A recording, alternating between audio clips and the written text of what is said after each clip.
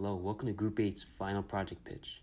Our project is based on a radar sensing device which can detect moving objects a certain distance away and are hit with a projectile fired from a Nerf gun at the control of LabVIEW.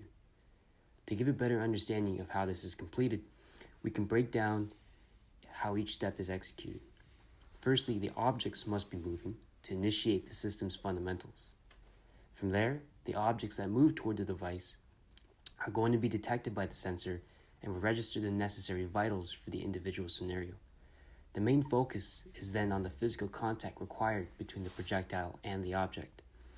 What makes this unique is that all three components are completed simultaneously, since LabVIEW has the capability of understanding the required measurements and executing it all at once. This field of engineering relates especially close to the automotive industry, which focus on collecting data required to build a secure environment, based off the surrounding aspects of a moving vehicle.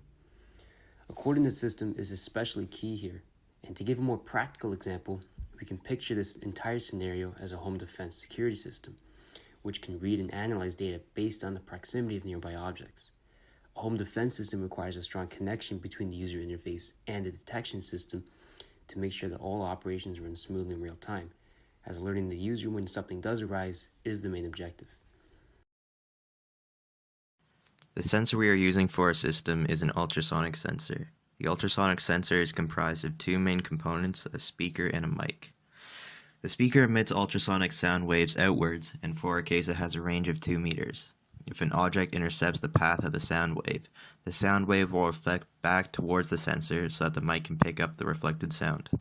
The sensor then calculates how long it takes for the sound wave to come back.